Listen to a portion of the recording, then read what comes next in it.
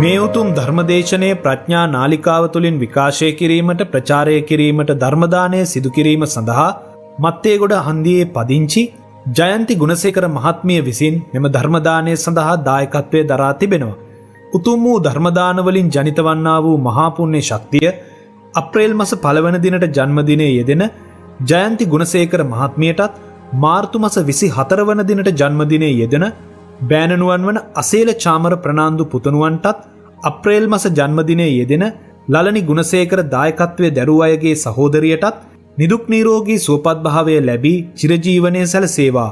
දැනට රෝගාතුරව සිටින අප්‍රේල් මාස 13 වන දිනට ජන්මදිනයේ යෙදෙන උපාලි ගුණසේකර මහතාටත් නිදුක් නිරෝගී සුවපත් භාවය ලැබී චිරජීවනයේ සැලසේවා. සියලුම දෙනාට මෙම සද්ධර්මය අවබෝධ වී මෙම භවය තුලදීම උතුම් වූ නිර්වාණ අවබෝධය පිණිසම මේ පින් හේතු වාසනා වේවා. ගෞරවනීය දේශකයාණන් පූජනීය මීමුරේ ධම්මවංශ ස්වාමින් වහන්සේටද මේ පින් අනුමෝදන් වී ප්‍රාර්ථනා කරන්නා වූ බෝධියකින් උතුම් වූ නිර්වාණ අවබෝධය පිණිසම මේ පින් හේතු වාසනා වේවා. තව තවත් මෙම උතුම් සද්ධර්මයේ දේශනා කිරීමට ශක්තිය ධෛර්ය වාසනාව ලැබේවා කියා බලාපොරොත්තු වෙනවා. එසේම වේවා කියා ආශිර්වාද කරනවා.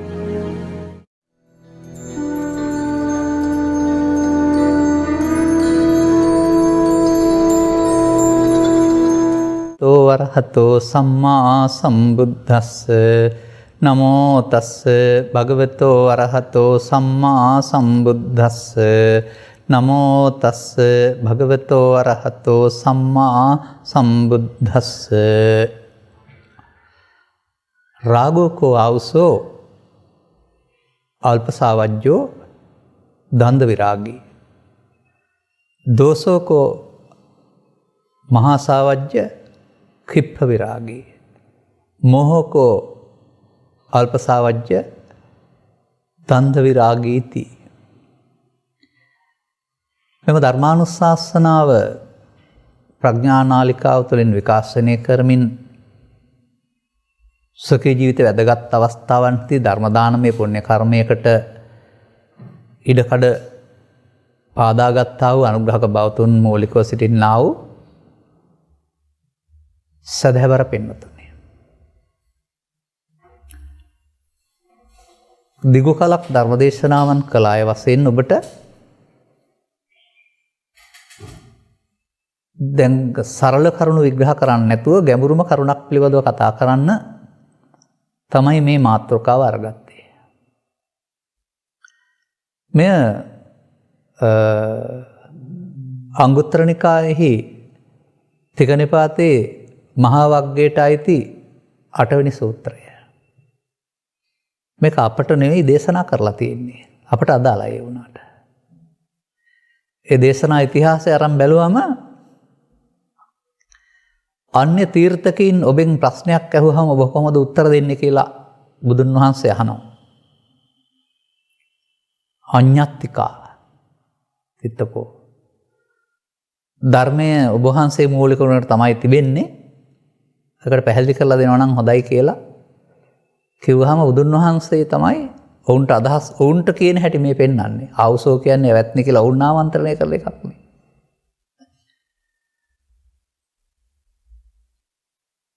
පෙන්වනවා මේකේ කාරණා 3ක්. මම ඔය මුල් ධර්ම දේශනාවේදීත් ඔක කියන්න උත්සාහ කරලා කියන්න හිතුණත් නොකිය හිටියේ මේකට අදාළ නිසා. මේ බුදු සමේ වැඩෙන්නේ මොනවද? අතහරින්න ඕන මොනවද කියන එක මනාව පැහැදිලි කරපු සූත්‍රයක් මේක.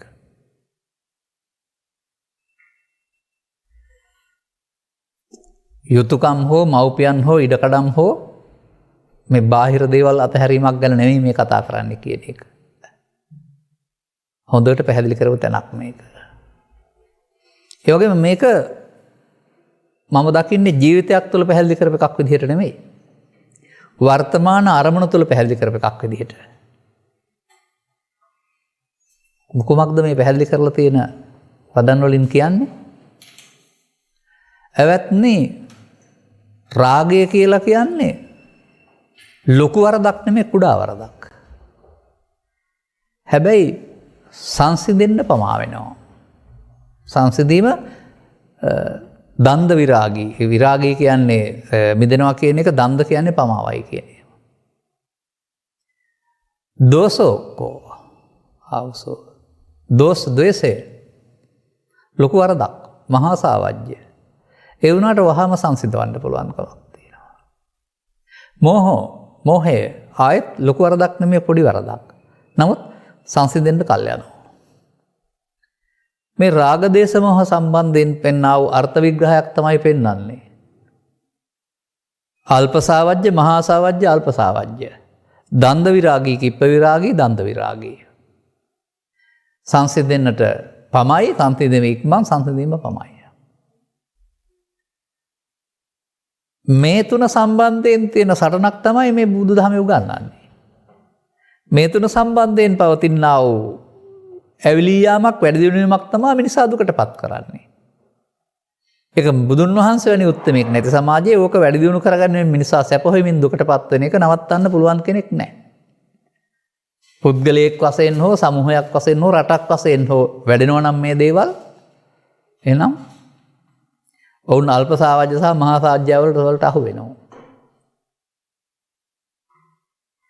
දැන් මේ මොනවද මේ? ද්‍රව්‍යද?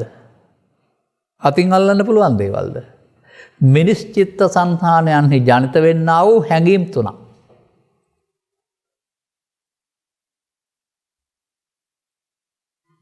රාග කියන වචනේ පාවිච්චි කරන්න වෙන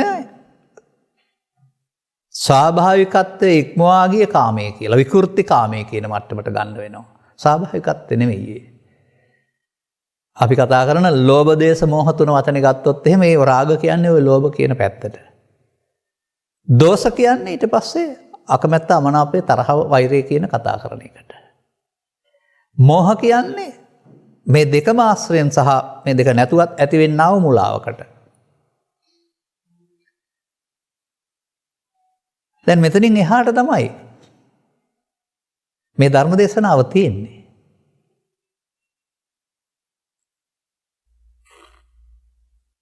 කෝනකෝ බන්තේ හේතුකෝ පච්චයා යන අනුප්පන්නං වා රාගෝ උප්පජ්ජති උප්පන්නං වා රාගෝ වේපුල්ලාය බියෝ භාවය සම්මත්තති. අන්න ලස්සන වචනේ තියෙනවා.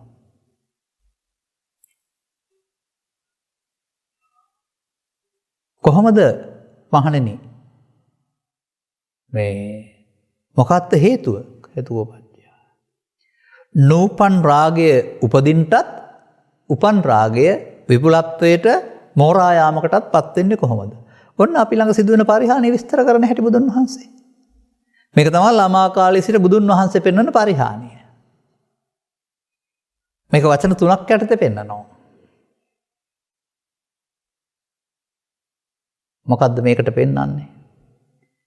මේ නූපන් රාගයක් උපදින්නටත් උපන් රාගයක් වැඩි දියුණු වී බලවත් බවට පත් වෙන්නටත් බලපාන කාරණේ මොකද්ද? මෙන්න මේවා තමයි නිර්වුල්ව පැහැදිලි කරගන්න ඕන. මේවා වචනාර්ථ අපි හිතන ආකාරයෙන් වෙනස් කරගෙන පාවිච්චි කරාට තේරෙන්නේ නැහැ. මේකට කියන්නේ සුබ නිමිත්තං කියලා. හැබැයි සුබ නිමිත්තං කිව්වහම සුබ නැකත හෝ සුබ අලුත් අවුරුද්ද කියන අර්ථයෙන් ගත්තොත් එහෙම තේරෙන්නේ නැහැ. දැන් මේ නිමිති කියන්නේ මොනවද බලන්නකෝ. ඔය නිමිති ශාස්ත්‍ර බලනවා කියලා කතා කරන්නේ නිමිති නෙමෙයි මම කතා කරන්නේ. අපිට ජීවත් වෙනකොට ගන්න තියෙනවා අරමුණු හයක්. රූප නිමිත්ත, ශබ්ද නිමිත්ත, ගන්ධ නිමිත්ත, රස නිමිත්ත, පොට්ටබ්බ නිමිත්ත, මේ ආශ්‍රයෙන් සහ මේ නැතිව ධම්ම නිමිත්ත. ඔන්න දොරවල් හයෙන් ගන්න නිමිති හේවත් අරමුණු. දැන් කාම ලෝකය කියන්නේ මොකද්ද? කාම ලෝකය කියන්නේ මේ අරමුණේ සැප තියෙනවා මේක මට නැවත නැවතත් විඳින්න ඕනෑ කියලා ඒක පස්සේ ලෝකයා ලුහුම අදිනවට. ජීවිත කාලයක් තුළ ඒ වගේම සංසාරයේම මේක හොයමින් ඇවිදිනවා. ඉවරත් නැහැ, ඇති වෙන්නෙත් නැහැ, නැවත නැවත හොයන්න ඕනකම ඉවරත් නැහැ. මත්පැන් බීපු මිනිස්සයාට ඒ නිසා හානියක් සිදු වුණාම එපා වෙනවා හැන්දෑවට. පහවදා හවස් වෙනකොට ආපහු මත්පැන් පොලේ නතර වෙන්න අර ගිජුකම විසින් මෙහෙවනු ලබනවා. මත්පැන් පානයකට අනිත් අයගේ අප්‍රසාදයට පත් වුණු පුද්ගලයාට හිතෙනවා ආයෙ නම් මේ වැඩේ කරන්නේ නැහැ කියලා. නමුත් ඔහුගේ ගිජුකම විසින් හෙට මොකද කරන්නේ? අර කෙසෙල් ගහට ඇටි කෙහෙල් ගහට ගිය උගුඩුවට වෙච්ච වැඩේ වෙනවා. අහලා තියෙනවද? ඇටි කෙහෙල් ගහට ගිය උගුලුවා ඇටි කෙහෙල් ගහ ගාවට ගිහින් ඉඳලා කියන්නේ මේ ගියාට ගොඩ වුණේ නැහනේ, ගොඩ වුණාට නැග්ගේ නැහැ, නැග්ගට අල්ලගත්ත නැහැ, ලුවට කැඩුවේ නැහනේ, කැඩුවට කෑවේ නැහනේ කියලා ඔහම කියා කාලා අන්තිමට හිර කරගත්තයි කියනවානේ. එතකොට මේ යම් කිසි දෙයකට ගිජු වුණාම ඔහුව මෙහෙවනවා ලබනවා ගිජුකම විසින් අවශ්‍ය මොහොතට අවශ්‍ය තැනට. අන්න ඒ විදිහට රූපය, ශබ්දය, ගන්ධය, රසය, පොට්ටබ්බේ ධම්මේ මේ අරමුණේ තමයි මට නිවන් තියෙන්නේ, අරමුණ තමයි මට සැප ගෙනත් දෙන්නේ කියලා ඒක අල්ලා ගැනීමට තමයි සුබ නිමිත්ත කියන්නේ. මතක තියාගන්න. එතකොට පු탁ජන පුද්ගලයින්ට මේ පස්කම් සුවේදී වන් සුබයි. සුබ නිමිත්ත. විඳිමින් නැවත නැවතත් විඳින්න නැත්නම් කියලා ඉල්ලනවානේ. අන්න එතකොට එහෙම විඳලා අල්ලගත්තාම ඒකේ ඇලුනාන් පස්සේ මොකද වෙන්නේ? නූපන් රාගය උපදිනවා. ඒ විතරක් නෙමෙයි, නැවත නැවත ඒක සුබයි නැත්නම් යහපත් වශයෙන් මේක තමයි සැප තියෙන්නේ ගැනීමේදී මොකද වෙන්නේ? උපන් රාගය බිහිව භාවය වේපුල්ලාය නැත්නම් විපුලත්වයට වර්ධනීය ස්වභාවයටපත් වෙනවා. එතකොට මොකක්ද ඒකට කියන්නේ? කාම රාග, රූපකාම, ශබ්දකාම, ගන්ධකාම, රසකාම, පොට්ටබ්බකාම, ධම්මකාම. ඒ රාග කියන පදයෙන් පෙන්නනවා ස්වාභාවිකත්වයේ ඉක්මවා යන විකෘති බවක්. ඒ වගේම මේකෙන් පෙන්නනවා අර නූපන්නං වා uppajjati uppannං වා බිහිව භාවති කියන එකේ තේරුම චිත්තාභ්‍යන්තරයේ මේ මූලය නැවත නැවත බලවත් වෙනවා. එහෙනම් පවොස්සේ, පිනොස්සේ, හොඳොස්සේ, නරකොස්සේ, ගිහියොස්සේ, පැවිදියොස්සේ පුද්ගලයෙක් බාහිර වශයෙන් සංවර වෙලා හිටියට ඒකට විපාක තිබුණාට මේ ඇතුළතින් මේ පරිහානිය කරා නේද යන්නේ? සුබ නිමිති ගත්ත කට්ටිය. අන්න ඒකයි අපි තේරුම් ගන්න ඕන. ළමා කාලයේ පටන්ම පුද්ගලයෙකුට මේවා කෙලෙහි ඇලුනෙන් පස්සේ ඒවායේ සැප තියනවා කියන ආකල්පෙ තියෙන්නේ. අර එක රජ කෙනෙක් සම්බන්ධයෙන් කතාවක් තිබෙනවා. තමන් නොයිඳ සැපතක් ලබලා තමන් අර මේ ලෝකේ මේ සැප කවුරුවත් විඳින්න ඕනේ නැහැ කියලා පිරිමි ඔක්කොම මරන්න හැදුවයි කියලා. ඒ තමයි අර මේ නිත්‍යයට ගිජුකම කියන එක පිළිබඳව. ඒ වගේ අපි මේ සමාජයේ අරමුණකට ඇලුනහම මේ අරමුණ සත්‍ය දෙයක්, නිත්‍ය දෙකක්, හැමදාම තියෙන දෙයක් කියලා ඒ අරමුණ ඔස්සේ ලුහු බඳිනවා. නැවත නැවත හොයන්න හදනවා. කවදා ගත්තත් අරමුණ ඒ මොහොතේ නැති වෙනවා. ආයේ ගිජුකම තියනවා නම් හෙට ඕන කියලා ඉල්ලනවා. උදාහරණයක් වශයෙන් මෙහෙම ගන්නකො. අපි හිතනවා සීනි වල පැණි රහ තියෙනවායි කියලා. දැන් මේක රහ විඳින්න නම් අතින් අරන් බෑ, ඇඟේ ගාගෙන බෑ, දිවේම ගෑවෙන්න ඕන. ඒ දිවේ ගෑවිලා පල්ලෙහාට යනකොට රහ ඉවරයි. දැන් ආයෙ රහ විඳින්න නම් තව සැරයක් දිවේ ගෑවෙන්න ඕන. දිව ගාව විතරනේ ඒක තියෙන්නේ. රස කලාප ඒකේ තිබුණාට මේක දැනෙනකොට සිතුවිල්ලක් පමණයි. ඔක ඊට වඩා පැහැදිලිව ගන්න පුළුවන් ආහාරය ඔස්සේ ගත්තාම. බලන්න ඔබගේ සමාජයේ ඉන්න අය කියන්නේ නැද්ද ගෙදර ඉඳලා වෙනත් තැනකට ගිහින් ඇවිදින් නැත්නම් යන ගමන් අද නම් රහට කන්න පුළුවන් කියලා. මංගල උත්සව වලට විශේෂ සාදර වලට යන්නේ රහට කන්න. නමුත් ඇත්ත හොයලා බැලුවොත් රහටද කන්න ඕන ගුණටද කියලා බලන්න. මේ ශරීරයේ අවශ්‍ය ප්‍රෝටීන ලැබෙනවා නම් ශරීරයේ අදාළ ගානට සකස් වෙනවා නම් ඒ රහ හින්දාද ගුණ හින්දාද? මම නම් දකින්නේ ආහාරයේ අවශ්‍ය ගුණ. රස අවශ්‍ය වෙන්නේ කේට ග්‍රන්ථි ක්‍රියාත්මක වෙලා ජීර්ණ පහසුව ඇතිකරන එන්සයිම නිකුත් කර ගැනීම සඳහා පමණයි. නමුත් ශාරීරික ස්වභාවය හොයන්න නැතුව රස හොයන්න ගියොත් ඒ රස නිසා තරබාරු වෙලා තවත් ලෝක පීඩ හදාගෙන තියෙන්නේ ගුණට එහා රස පස්සේ ගිය නිසා නේද? අර සුබ නිමිත්ත නිසා නේද අර රෝගී වෙන්නේ. එතකොට මෙන්න මේ විදිහට මම කතා කළේ රසය සම්බන්ධයෙන්. ඒක රූපයේ, ශබ්දයේ, ගන්ධයේ, රසයේ, පොට්ටබ්බ ඕන එකක් සම්බන්ධයෙන් ඒක රූපකාම, ශබ්දකාම, ගන්ධකාම, රසකාම, පොට්ටබ්බකාම, ධම්මකාම නැත්නම් රූප, ශබ්ද, ගන්ධ, රස, පොට්ටබ්බ ධම්ම තණ්හා. මොකක් නිසාද සුභ කියන එකේ තේරුම තව ටිකක් එහාට අපි ඉගෙනගත්ත ධර්මදේශනාස්යෙන් බලා ගන්නකො. ඒක හේතුඵල වශයෙන් ඇති වී නැති වෙනවා නම් ඊළඟ දවසෙත් ගැටෙනකොට හේතුඵල වශයෙන් රස දැනේ. පරණකේ ගිජුකම ඕන නැහැ අපට. නමුත් අපි එහෙම නෙමෙයි මේක අල්ලා ගන්නවා. මමත්වෙන් ගන්නවා. ගත්තාම මේක චිත්තාභ්‍යන්තරයට බැස ගන්නවා. එතකොට එන්න මොකද වෙන්නේ? බලවත් වෙනවා. බලවත් වෙනවා කියන එකේ තේරුම චිත්තාභ්‍යන්තරයේ මේක කල් පැවති අවශ්‍ය මොහොතක උතුරා යන්න තරම් වේගවත් වෙනවා. විකෘති දෙයක් නම් ඒක හිතේ සැලසුම් කරලා අවශ්‍ය මොහොතක ක්‍රියාවට නගනවා. ඒක ද්වේෂ නිමිත්ත වශයෙන් තමයි උටලා හොඳට පැහැදිලි කරන්න පුළුවන්කමක් තිබෙන්නේ. එතකොට මේ නිමිත්තයි මම බවටපත් වෙන්නේ. ඔබ නෙමෙයි. මේ කතා කරන මම කියන එක. නිමිත්තග්‍රාහී වෙනවා අපි. නිමිත්ත හේතුවක ඵලයක් හටගෙන නැති වෙනවා ඊළඟ දවසටත් නැවත හටගනීවි. අපිට ඒකට ඇලුම් කළත් නැතත් හටගනීවි හේතුඵල වශයෙන්. හටගෙන නැති වෙලා යාවි. නමුත් අපි ඒක හොයනවා. අපි ඒක ද්‍රව්‍යවල හොයනවා. බාහිර දේවල් වල හොයනවා. අන්න ඒ විදිහට අපිට මේ සිතුවිල්ලේ පස්සේ ලුහු බඳින්න ගිහින් විශේෂයෙන් ඒක රසය ඔස්සේ ගත්තාම මේ රසය කියන එක හොයන්න ගිහින් ඒ රසයම නැවත විඳින්න ගිහින් ඒ මුල් කොටගෙන තරබාරු සහ දියවැඩි ආරෝග හදාගත් සහ තව රෝගී හදාගත්තු අය කොච්චර ඉන්නවද? ගුණය දැනගත්තා නම් ගුණේ ප්‍රමාණයට නතර වෙයි. නමුත් ගුණය දැනගත්තේ නැහැ රසය පස්සේ ලුහු බැඳුන නිසා නෙවෙයි දර අකල් මරණ වලටපත් වෙන්නේ.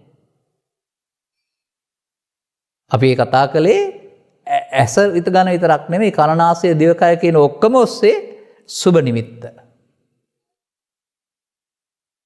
එහෙම ගන්න පුද්ගලයාට මොකද වෙන්නේ? නූපන් රාගය උපදිනවා, උපන් රාගය වැඩි දියුණු වෙනවා කියලා බුදුහාමුදුරුවෝ මේ භික්ෂූන්ට කියලා දෙනවා අරගොල්ලොන්ට ගිහින් කියන්න කියලා. කෝපනකෝ බික්කේ හේතුකෝ පච්චයා අනුප්පන්නං වා දෝසෝ uppajjati. uppannං වා දෝසෝ බියෝ භාවය වේපුල්ලාය සංවත්තති. ඊළඟට කහනවා. අනේ මොකද්ද මේ? නූපන් ද්වේෂයේ උපදින්නත් උපන් ද්වාසයේ වැඩි දියුණු වෙන්නටත් හේතුව. වේපුල්ලාය බියෝ භාවය කියන එකේ තේරුම ඒක තමයි. සාමාන්‍ය වේපුල්ලාය කියන එක විපලත්වය කියලා ගත්තා. ඒ බියෝ භාවය කියන එකට එහෙමම තමයි පාලියෙන් සිංහල ලියලා තියෙන්නේ. නමුත් මේ වර්ධනය වෙනවා කියන එක තමයි කෙලවරටපත් වෙනවා කියන එක තමයි මේ පෙන්වන්නේ. උපරිමේ දක්වා ළඟා වෙනවා මුදුනටපත් වෙනවායි කියන එක. එහෙනම් මොනව නිසාද? ළමා කාලේ ඉඳලා මේ සුබ නිමිත්ත ඔස්සේ අපි ලුහු බැඳුත් අපි ලුබ නිමිත්තක් පස්සේ යන්නේ හොයමින්. දැන් ඒ වගේම මෙතන තියෙනවා නිමිත්තක් පටිඝ නිමිත්ත. පටිඝ ගැටෙනවා. නැත්නම් ඇලෙනවා වෙනුවට අරකට ඇලෙනවා ඒකට කියනවා සුබ නිමිත්ත මේකට කියනවා පටිඝ නිමිත්ත ගැටෙනවා. එපා මට ඒක. මට වදයක් රිද වෙනවා කරදරයක්. එතකොට එහෙම අකමැති වුණා නම් පටිඝ නිමිත්ත හට ගන්නවා. අනුප්පං වන්නවා පටිඝං uppajjati. නැවත තරහින් කලබල වෙලා එකට එක කරන්න රිදවන්න ලේසියෙන් අතාරින්නේ නැහැ කියන්න. එහෙම නැත්නම් ප්‍රතික්‍රියා දක්වන්න ගියොත් uppannං වා මේ දෝසෝ වේපුල්ලාය බියෝ භාවය. නැවතත් වැඩෙනවා. දැන් මේක තමයි මිනිස්සුන්ගේ හිතවල සිද්ධ වෙන්නේ. ඔය පුංචියෙන් ඇති වෙන අමනාපයක් ආපහු පිහියනුමකින් එමත් නැත්තම් බෝම්බ ගසා ගැනීමකින් නැත්තම් ඝාතනයකින් කෙලවර වෙන්නේ මේ නිමිත්ත හිත ඇතුලේ වැඩෙන නිසා. උඩ අතහැරලා දාන්න බෑ.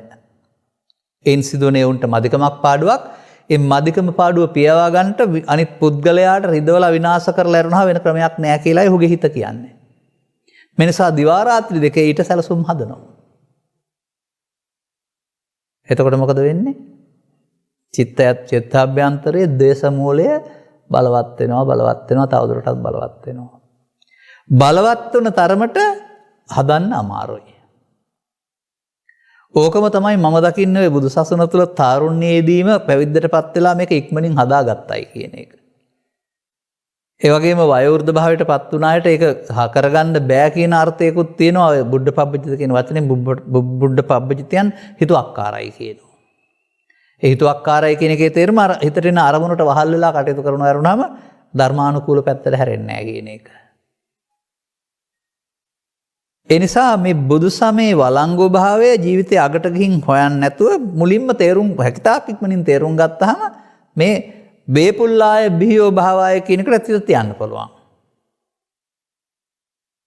ඒකට වෙනත් ක්‍රමයක් තියෙනවා. දැන් මේ අපි කතා කරන්නේ වැඩෙන හැටිවත් පමාව පිළිබඳව. අනතුරුව බුදුන් වහන්සේ ඕක පරිහාන ධම්ම ඔය පැත්තට පෙන්නලා අනිත් පැත්තට නොපිරිහෙන හැටිත් පෙන්නනවානේ. ඒක තමයි අපි කරන්න ඕන දේ. දැන් මේ පවතින්නේ වෙමින් පවතින දේ.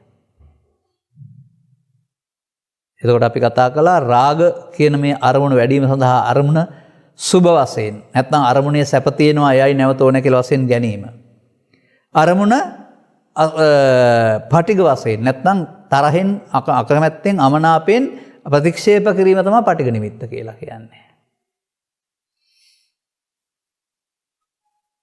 කෝණකෝපන්ති හේතුකෝපච්චය. ස්වාමීනි මොකද්ද හේතු? නූපන් මෝහය ඉපදීමට සහ උපන් මෝහය වැඩි දියුණු වීමට. ඒකටත් තව නිමිත්තක් තියෙනවා. මේ මෝහ පදේ ඉස්සලා තේරුම් ගන්න ඕනේ. මෝඩකම කියලා කතා කළාට හරියන්නේ නැහැ. මානම් දකින්නේ මෝඩකම මෝහ කියන පදේ ලෝභ සමගත් තියෙනවා, දෝෂ සමගත් තියෙනවා, ඒව නැතුවක් තියෙනවා. මෙතන මෙහෙම පැහැදිලි කළාට ලෝභ මෝහ, ද්වේෂ මෝහ, ලෝභ දේශ නැති මෝහ කියලා තමයි මම දකින්නේ ත්‍රිපිටකය තුළ. එහෙනම් ඒ මෝහ කියන එකේ තේරුම මුලාව. මොන මුලාවද? ලෝභය මම වෙමි යන මුලාව. ද්වේෂය මම වෙමි යන මුලාව. ලෝභ දේශ මොහ නැති වුනහම නිකම්ම මම වෙමි යන මුලාව. දැන් මොකද්ද මේ මම වෙන්නේ? ඒ මොහොතට ආපු අරමුණේ පවතිනා වූ දිට්ඨිගත ස්වභාවය නැත්නම් ඇලෙන ස්වභාවය. මොහය කියන්නේ යන්නේ ඒකයි. අරමුණෙහි ඇලෙන එක. දැන් බලන්න සක්කාය දිට්ඨි පැහැදිලි කරන්නේ කොහොමද කියලා. අරමුණු සක්කාය දිට්ඨිය බැඳෙනවා කියලා පෙන්නන්නේ. රූප අරමුණු, ශබ්ද අරමුණු, ගන්ධ අරමුණු, රස අරමුණු, පොට්ටබ්බ අරමුණු, අරමුණු. අරමුණ රූප වේදනා සංඥා සංකාර පහෙන් පංචස්කන්ධ බවට පත් වෙලා මමත්වෙන් ගත්තාම සක්කාය දිට්ඨියවත් පංච උපාදානස්කන්ධය බවට පත් වෙනවා. එතන අරමුණේ නෙමෝහේ තියෙන්නේ. ඒ අරමුණේ තියෙන මෝහය මොකද්ද? හොයාගන්න ඕන කාරණාවක්. මේකට හේතුව උන්වහන්සේ පෙන්වනවා අර නිමිත්ත වගේම අයෝනිසෝ මනසිකාර. ඔන්න හොඳට අයෝනිසෝ මනසිකාරය පැහැදිලි කරගන්න පුළුවන් තැනක්. ඔය සමාජයේ තියෙන නුනුවණින් මෙනෙහි කිරීම කියලා වචනයක් විතරක්. නමුත් අපට අරමුණක් එන වෙලාවට ලෝභයෙන්, ද්වේෂයෙන්, මෝහයෙන් ගත්තොත්ම තියෙන්නේ අයෝනිසෝ මනසිකාරය. එතකොට ලෝභයේදී ලෝභය මම, ද්වේෂයේදී ද්වේෂය මම, මෝහයේදී මෝහය මම. තවත් ලස්සන වචනයක් තියෙන තැනක් තියෙනවා. මේ තුනට. ලෝභ වලට කියනවා කාම විතර්ක කියලා. දෝෂ වලට කියනවා ව්‍යාපාද විතර්ක කියලා. මෝහ වලට කියනවා විහිංසා විතර්ක කියලා. එතකොට මේ විතර්ක තුන අපි බලවත් කරනවා පෘථග්ජන පුද්ගලයා ජීවිතේ. බලවත් කරනවා කියන්නේ ජීවිතේ දුක් වැඩි කරගන්නවායි කියන එක. දැන් මේ බලවත් කරගන්න පුද්ගලයෙක් තනි වුණොත් එහෙම නැත්නම් වනාන්තරයකට ගියොත් එහෙම ඔහුට ඒ හැඟීම මම නොවන බව දකින්න, හිස් වශයෙන් දකින්න, ඒක ශූන්‍ය වශයෙන් දකින්න පුළුවන් කමක් නැහැ. ආපුහම එතන ඉන්නේ යා. ඒ මුලාව. මුලාව ඔහුගේ දිවිතර කරන්න පුළුවන්. මුලාව ඔහුව ගමකට පන්නන්න පුළුවන්. මුලාව ඔහු ගහකින් එලිලා මැරෙන්න කටයුතු කරන්න පුළුවන්. මුලාව ඔහුගේ හිස කපා ගන්න සකස්සන්න පුළුවන්. ඒ තරමට මේ හැඟීමට වහල් වෙනවා. සාමාන්‍යයෙන් මේක මට කියන්න හිතෙන්නේ නැහැ, නමුත් කිවට කමක් නැහැ. ඔය යම් යම් පුද්ගලයෝ සකේ ජීවිතයේ අපේක්ෂා බංගත්වයට පත්වීම තුළ අදත් දුම්රියට පනිනවා, සේද විනසා ගන්නවා, එහෙම නැත්නම් වතුරට පනිනවා, නැත්නම් එල්ලෙනවා. ඇයි? වෙන විකල්පයක් තිබුණේ නැද්ද ඒගොල්ලොන්ට? නෑ, බොහෝ කල් මේක වැඩි දියුණු කරගත්ත එකේ ප්‍රතිඵලය වේපුල්ලාය බිහියෝ භාවය. මම නම් මෙහෙමයි කරගන්න කියලා හිතලා ශක්තිය ලබා දීම තුළ තමයි අවසානයේ ක්‍රියාවට නැගෙන්නේ. කොතරම් මෝහෙන් අන්ධ වෙනවද කියනවා නම් වෙන විකල්පයක් පේන්නෙම නැහැ දිවි නසා ගැනීම හැරුණාම. ඒ ප්‍රශ්නෙට මුහුණ දෙන්න පුද්ගලයාට. විකල්ප ඕන තරම් තියෙන අනිත් අයට. නමුත් එයාට පේන්නේ නැහැ. අන්න ඒකයි මෝහය කියන්නේ. දැන් එහෙමනම් අන්‍ය තීර්ථකෙන්ට දේශනා කළා වූ මේ උන්ට උගන්වන්න පැහැදිලි කරන්න කියපු මේ කාරණාව මේ සමාජයටත් හරිනේ. මේ ජීවත් වෙන්න යාම තුල මේ වගකීම් ඉටු කරන්න යාම තුල පෘථග්ජන භාවය තුල මේවා මමත්වෙන් ගැනීම තුල මොකද වෙන්නේ මිනිස් චිත්ත සංතානය තුල රාග මූලය, දේශ මූලය, මෝහ මූලය හේවත් ලෝභ දේශ මෝහ වැඩෙනවා බලවත් වෙනවා. වේපුල්ලාය බියෝ භාවය සංවත්තති. දැන් මේ උගන්වන්නේ දුකත් හේතුවත් නේද? මේ උගන්වන්නේ ප්‍රමාදේ නේද? ඔන්නක තමයි පරිහාන ධම්මං වෝ භික්ඛවේ දේසිස්සාමි කියලා එක සූත්‍රයක පවතී. මිනිස් සමාජයේම මේ අරමුණක් තුළ ජීවත් වෙන කාරණය පිළිබඳව යොමු වෙන්නේ නැහැ.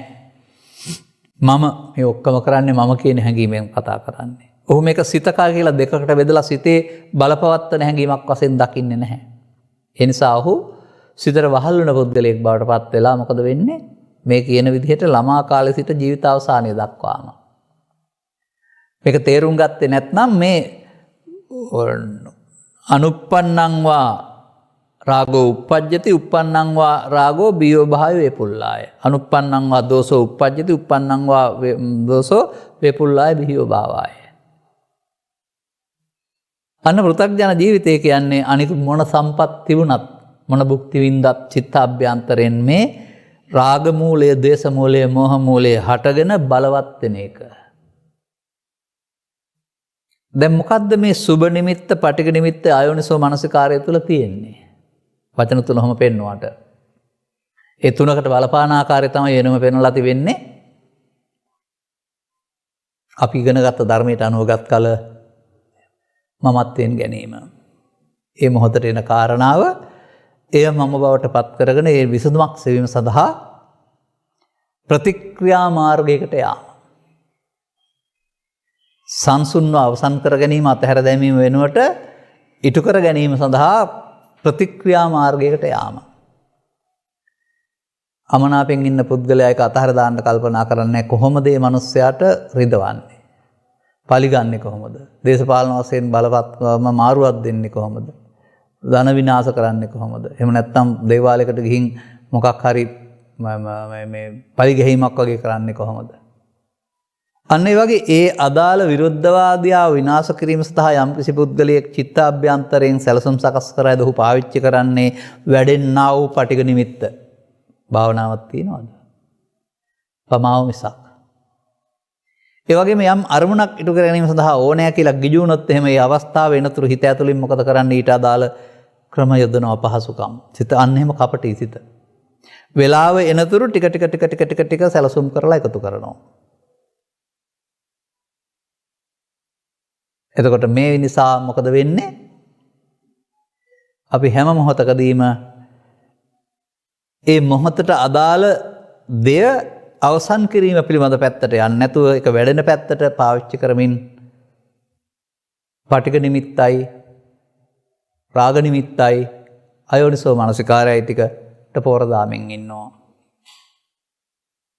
මේ තමයි මිනිස් වර්ගයාගේ පෘථග්ජන භාවය තුළ සද්ධර්මයේ නොතේරීමේ චරිත ලක්ෂණ ටික. නමුත් එතකොට හම්බ වෙන්නේ සංසාරයේද නිර්වාණයද? රාගක්කේ, දෝසක්කේ, මෝහක්කේ නිබ්බාන. ඒවැ ශේවීමෙන් ලැබෙනා වූ දෙයක් නම් නිවීම වැඩෙනකොට හම්බ වෙන්නේ කුමක්ද? නිවීමෙන් ඈතට යන එක. හරිනේ. කාමච්ඡන්ද, ව්‍යාපාද, තීන මිද්ද, උද්ධච්ච, කුක්කුච්ච, විචිකිච්ඡා කියලා කතා කරනවා. වැඩෙනවා නම් නීවරණ කියන එකේ තේරුම නිවීම වැසී ගොස් මේවා බලවත් වෙනවා.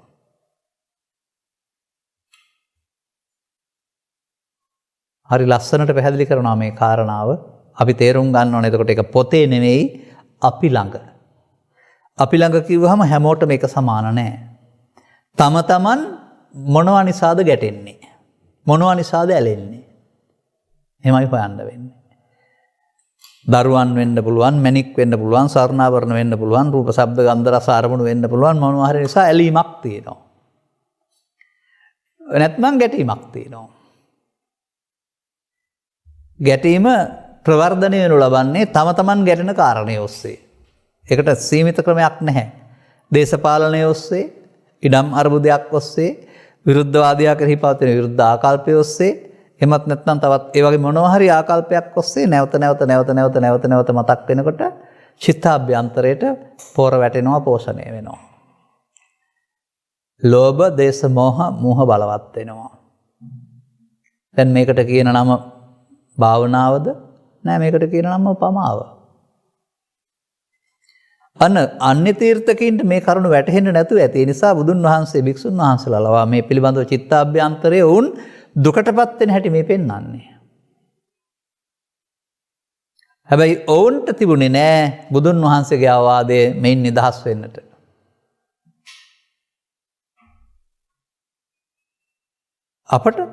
අපට බුදුන් වහන්සේගේ අවවාදය තියෙනවා. අපිට මේ අපි ජීවත් වෙන්නේ නිමිත්තක් තුල, අරමුණක් තුල, අරමුණෙන් අරමුණටයි අපි යන්නේ. ඒ අරමුණ තුල තමයි අපේ ජීවිතය තියෙන්නේ. ඒ අරමුණ තුල තමයි පමාව හෝ නොපමාව තියෙන්නේ. කරන්න ඕන සරබේ කඩු සරබේ කරන්න තියෙනෙත් මේ අරමුණ තුලයි කියන තේරෙන්න වෙනවා. කඩු සරබේ කියලා මම කතා කළේ දැන් ඔය මෙතන තියෙනවානේ සටනක් කෙලෙස් සතරන් විනාශ කිරීම කියලා. ඒ කෙලෙස් සතරන් විනාශ කිරීමේ සටන් මධ්‍යස්ථානයේ වර්තමානයයි වරපතාරමේ නිමිත්තයි. ඒකට එතෙන්දි පාවිච්චි කරන්න බුදුරජාණන් වහන්සේ ධර්මයේ තේරෙන අයට කඩුවක් ලබා දීලා තියෙනවා. ලෝහ කඩුවක්, යකඩ කඩුවක් නෙවෙයි. නමුත් ඒක කියනවා කිසියම් ආකාරයක විදර්ශනා ඥාන කියන වචනයක් පාවිච්චි කරනවා. අන්න දැන් මේ විදිහට සමාජයේ පමාව වර්ධනය වෙන ආකාරය, ලෝභය, දේශය, මොහය ඔස්සේ චිත්තාභ්‍යන්තරයේ කෙලසෙන ආකාරය මනවින් මේ සූත්‍රයේ පැහැදිලි කරනවා මහා වග්ගය තුළ. පැහැදිලි කරලා නතර වුණොත් එහෙනම් බුදුරජාණන් වහන්සේ අසාර්ථක වෙනවා. මොකද එතකොට වැඩෙන පැත්ත විතරයි කියන්නේ. එහෙම බෑ. මේකේ තියෙනවා මෙන්න මෙහෙම ලක්ෂණ රහසක්. යම් ධර්ම කරුණක් ඇත්තදයි තේරුම් ගැනීම සඳහා ධර්මයට, විනයට, සත්තු ශාසනයට යොදා බලන්න. මහපදේශනාවල පෙන්වන්නේ.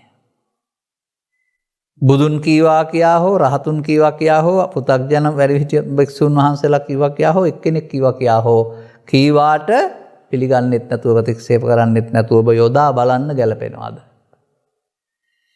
මේ ධර්මයට ගැලපෙනවද කියලා කියන්නේ දුකත් හේතුවත් නැති වූ තැනත් මාර්ගයත් මේ ඉගැන්වීමෙන් පිළිම වෙනවද? එහෙනම් ඒක බුද්ධ දේශනාවක්.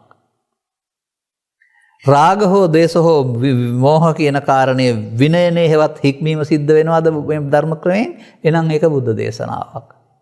පටිච්ච සමුප්පාදයේ පැහැදිලි කර නිරෝධය සිදු වෙනවද මේ ධර්ම න්‍යායෙන්? එහෙනම් ඒක බුද්ධ දේශනාවක්. ඕක තමයි රාග විනය, දේශ විනය, මෝහ නැත්නම් ධර්මයේ විනය, සත්තු ශාසනය කියන වචනෙන් පෙන්වන්නේ. එහෙනම් ඒ වයින් එකක් ඉගෙනගෙන ඉන්න වෙනවා මේ කියන්නේ බුදුවන්ද කියලා තේරුම් ගන්න.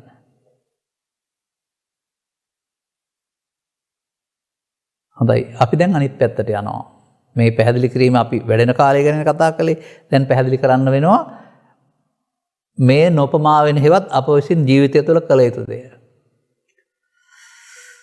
කෝනකෝ බන්තේ හේතුකෝ පච්චයා.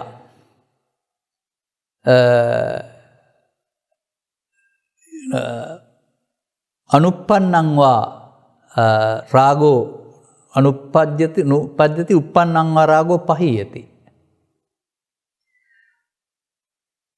මහණෙනි කොහොමද මේ නූපන් රාගයේ නූපදින්නේ සහ උපන් රාගයේ දුරු වී යන්නේ? අන්න නූපන් එකක් නූපදින්නත් ඕන, උපන් එක දුරු වෙන්නත් ඕන. කවදාවත් මේකට සුබ නිමිත්ත පාවිච්චි කරලා හරියන්නේ නැහැ. ඔන්න දැන් තමයි වචනේ වරද මම සමාජයට පෙන්වන්න හදන්නේ. මෙතෙන්ද ත්‍රිපිටකයේ සඳහන් කරලා තියෙන අසුබ නිමිත්ත කියලා. මේක කොහොමද දන්නේ ගන්නෙ? මොකද අපට පේනවා ශරීරය මලකඳක් බවට පත් වෙලා පොළොවට ගිහින් දාපුවම දවස් 9ක් තිස්සේ දිරා යන ආකාරයේ අසුබ භාවනාව කියලා. එතකොට ඒ කයේ අසුබේ බැලුවම හරියයිද? නෑ, නිමිත්තනේ මේක තියෙන්නේ. එහෙනම් රූප නිමිත්තේ, ශබ්ද නිමිත්තේ, ගන්ධ නිමිත්තේ, රස නිමිත්තේ, පොට්ටබ්බ නිමිත්තේ, ධම්ම නිමිත්තේ තියෙන්න ඕනනේ. හොඳයි, සුබ කියන්නේ මොකක්ද? සුබ කියන්නේ හොඳයි, සැපයි, සාන්තයි, මේක සැප තියෙනවා. හෙවත් නිත්‍ය සුඛාත්ම කොට ගැනීම සුබ නිමිත්ත කියලා කියන්නේ. එසේ නොගැනීමට කියන නමක් අසුබ නිමිත්ත කියලා කියන්නේ. මමත්වෙන් අරගෙන ඉටු කර ගැනීම සඳහා සැලසුම් සකස් කරමින් ප්‍රතික්‍රියා දක්වන්න යන්නේ නම් නූපන් දේ උපදිනවා, උපන් දේ වැඩි දියුණු වෙනවා. ඒ කියන්නේ චිත්ත අභ්‍යන්තරයට මේ ජවන් ශක්තිය එකතු කරන්න මූලය බලවත් වෙනවා. එතකොට අපි තවදුරටත් අල්ලා ගැනීම පාරේ යන්නේ. දැන් මේකට මේ දේවල් අපි හදාගෙන නම් තියෙන්නේ උපදින්න ඕන නැද්ද? උපදින්න ඕන. බලන්න මේ වචනේ ගැලපෙන්නේ නැද්ද කියලා. පහාන සංඥා කියන ගිරිමානන්ද සූත්‍රයේ ප්‍රහාණය කරන්නේ කොහොමද කියලා අහපුවාම හේතු ප්‍රත්‍යයන්ගෙන් හටගත් uppannam කාම විතක්කං uppannam ව්‍යාපාද විතක්කං uppannā විහිංසා විතක්කං අර uppannam කියන එකේ තේරුම හටගත් එක නිමිත්ත අර නාදිවාසේති පජහති විනෝදේති බ්‍යන්ති කරෝති අනභවං ගමේති කියන වචනෙන් කියන කාරණාව තමයි මේ අසුබ නිමිත්ත කියලා කියන්නේ. මේක හොඳයි සැපයි සාන්තයි කියලා මමත්වයෙන් ගත්තොත් සසරට බැඳෙනවා. බැඳුනොත් ගමන ඉවර නැහැ. අනාගත ගමනකට සසර සකස් කරනවා. අනාගත ගමනකට සසර සකස් කරන්නට හේතු ඉතුරු කරමින් ගන්න එක සුබ නිමිත්තයි. අනාගත ගමනකට හේතු ඉතුරු කරන්නේ නැතුව ඒක එතන නිමා කරන එක අසුබ නිමිත්තයි. ඒකයි මම කියන්නේ ධර්මයේ තුලට ගලපලා බලන්න ඔය ලියන වචන වලින් වෙන අර්ථ ගත්තට මේක වෙන්නේ නැහැ. එහෙනම් අපට ලෝභයේදී නැත්නම් කාමයේදී සුබ නිමිත්ත කියන්නේ ඒක මගේ ආත්ම කොට ගනිමින් චිත්තාභ්‍යන්තරයට හේතු ඉතුරු කිරීම. ඒක භාවනාව නෙමේ පමාවයි. අසුබ නිමිත්ත කියන්නේ ඒක සැලසුම් කරමින් ඉදිරියට යන්නේ නැතුව ඒ මොහොතේම සංසිඳ වීම.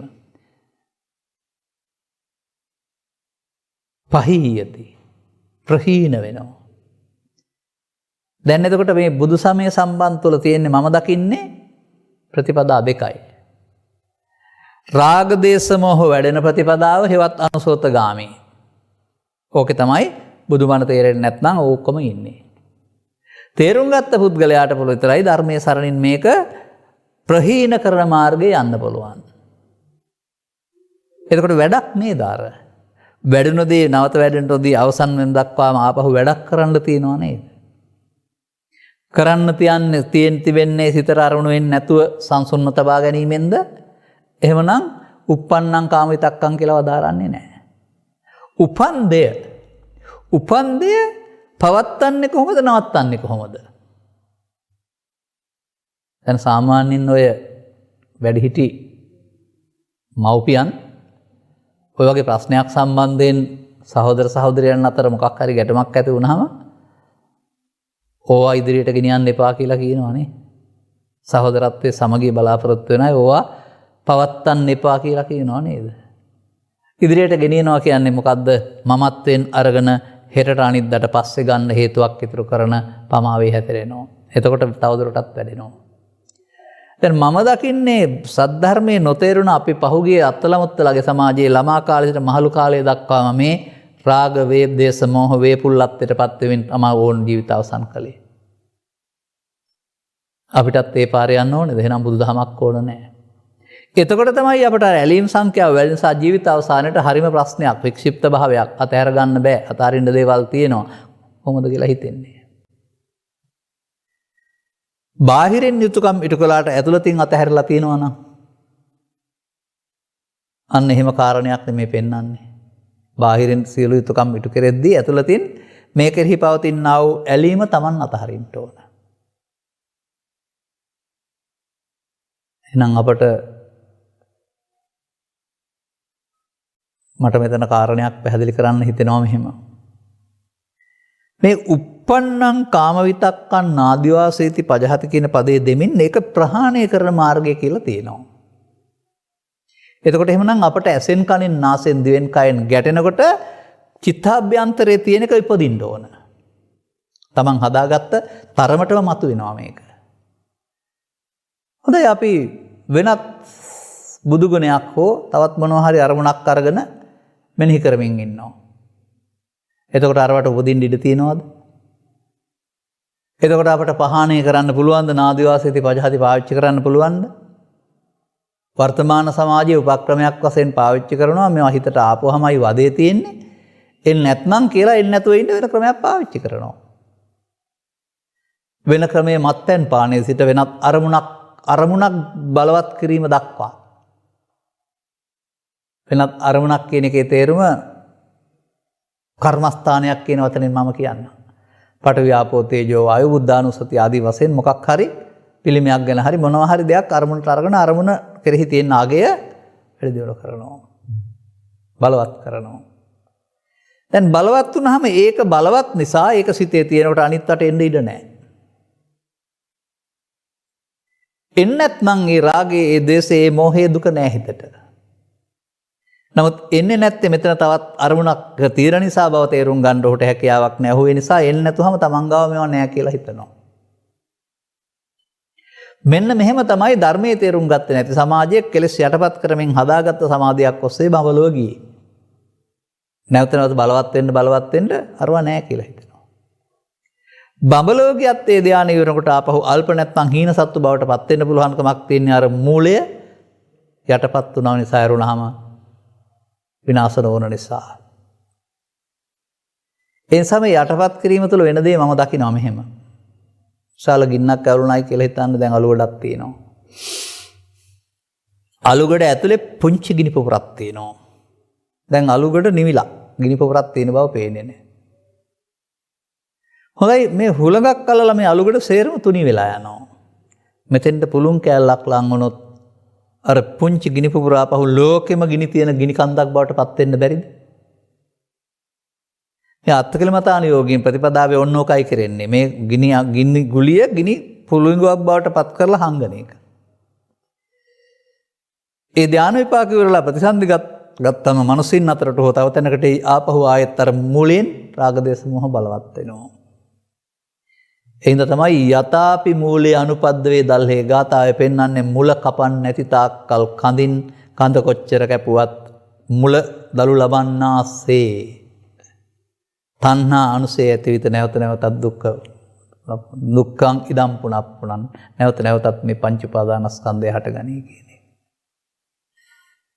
එහෙනම් අපි එක නිමිත්තක් පාවිච්චි කළා. තව නිමිත්තකට යනවා. කොණුකබන්තේ හේතුකෝපච්චයත් අහන කොහොමද ස්වාමීනි මේ නූපන් රාගයේ ද්වේෂය නූපදවා ඉන්නේ උපන් ද්වේෂය ප්‍රහීන කරගන්නේ. ඒකටත් නිමිත්තක් තියෙනවා. අදක තබා ගන්න වෙනවා. ඔන්න ඔතනත් අපට වැරදිලා තියෙන්නේ. මේ නිමිත්ත වශයෙන් පෙන්ලා තින්නේ මෙත්තා චේතෝ විමුක්ති තිස්ස වචනීය. ඒකට වචනයක් තමයි මෛත්‍රී චිත්ත විමුක්තිය කියලා පෙන්වලා තිබෙනවා. දැන් අපිට ඕක තේරෙන්නේ නැහැ. අපි අර ද්වේෂ මූලයේ පැත්තකින් තියලා සියලු සත්ත්වෝ නිදුක් වෙත්වා නිරෝගී වෙත්වා කියලා තව එකක් වඩනවා මෛත්‍රියක් සිතුවිල්ලක්. අරක එහෙමම තියද්දි මෙහෙ එකක් වඩනවා. නමුත් රාගයේ සංසිඳීම සඳහා සුභේ අසුභේ බවට පත් වෙනවා නම් ද්වේෂයේ සංසිඳීම සඳහා මොකද්ද බලවත් වෙන්න ඕනේ? ද්වේෂ නොකිරීම නේද? දැන් අපි හිතමුකෝ ඒ වගේ අවස්ථාවක Tamanට අදාළ පුද්ගලයා Tamanගේ හිතේ ඉන්නවා. පාඩුව උදුරා ගැනීම අයිතිවාසිකම් අහිමි කිරීම නැවති කාරණාවට අදාළ පුද්ගලයා Tamanට විශාල හානියක් පාඩුවක් දුවක් ගෙනත් දීලා. දැන් ඉන්න තැන නෙමෙයි Tamanගේ හිතේ දැන් ඔහු ඉන්නේ. දැන් ඔහුත් සමග තමයි මම දැන් යන්නේ එන්නේ කල්පනා කරන්නේ ඇවිදින්නේ නිදාගෙන ඉන්නේ හිත ඇතුලේ තියන් ඉන්නවා. මොකද කරන්නේ? මේ මිනිස්සයාට මොනවා හරි කරන්න ඕන. නැත්නම් මගේ හිතට වදින්නේ නැහැ. සමහර අය කියන්නේ මැරුවත් හිත වදින්නේ නැහැ කියලා. දැන් ඔහු කා සමගද ඉන්නේ? දෙවන්නේක් සමග. ඔහුට දුක් ගෙනත් දෙන්නේ ඈත ඉන්න පුද්ගලයාද ඔහුගේ හිතේ ඉන්න මේ දෙවන්නද? දැන් ඔහු පටිගය නේද වර්ධනය කරන්නේ. මේ පුද්ගලයාට මොනවා හරි සිදුවීමක් කරන්න කල්පනා කළොත් තමන් තමා වලට වැටෙන්නේ. අනුන්ට කළේ තමන්ට බලන්නේ. එහෙනම් මෙතෙන්ද ගලපන්න මෙන්න මේ පද දෙක. නහි වේරේන වේරාණි සම්මන්තිද කුදාචනං අවේරේන ච සම්මන්ති. වෛරය කරන්න ගියොත් සංසිඳෙන්නේ නැහැ. නොකළොත් සංසිඳෙනවා. මොකද්ද නොකිරීම කියන්නේ? නොකිරීම කියන්නේ අලුතෙන් මෛත්‍රිය කියලා සිතුවිල්ලක් වඩන එකද? නැත්නම් වෛර නොකිරීමද? අතහැර දැමීමද? මගේ මතකයේ තියෙනවා මේක මම කියලත් ඇති. කිසියම් කෙනෙක් මේ ධර්මයේ තේරුම් ගත්තේ නැතුව ඉඳගෙන මේ මෛත්‍රිය වඩනවා. පාලියෙන් එක තියෙන්නේ අහං අවේරෝ හෝමි අභ්‍යාපජ්ජෝ හෝමි අනුයිකෝ හෝමි සුඛී අත්තානම් පරිහරාමි කියලා. මම වෛර නැත්තෙක් වෙම්වා තරහ නැත්තෙක් වෙම්වා සුවපත් වී වෙත්වා සුවපත් ආත්මේ පරිහරණය කරන්නෙක් වෙන්නලා කියලා පෙන්වන්නේ. දුක් පීඩා නැත්තෙක් වෙන්වා කියන සිංහලට. දැන් මෙයාට මේක කියන්න ඕන හයියෙන්. ඒක තමයි යාගේ මෛත්‍රිය. දැන් කියන්න බාධාවක් තමයි එළියේ ඉන්න සුනකේ කුඩු පුරනවා. දැන් ටිකක් වෙලා යනකොට මේ මචන කියා ඉන්න බැරි වුණා හුට හොරින් හිත ඇතුලේ සැඟවුණා කේන්තිය තෙන්ට ඇවිදින් ළඟ ඉන්න කෙනෙකුට කිව්වා අර සතාගේ කකුලක් කැඩෙන්න ගහන්න කියලා. කීප වචනෙත් මම දන්නවා. කියන්නේ නැහැ මෙතන. එතකොට අර මෙත් කියලා කියා ඉන්න එකට පුළුවන් වුණාද අර ද්වේෂ මූලය අයින් කරන්න. ඒක ඇතුලේ තිබිලා එනවා නේද?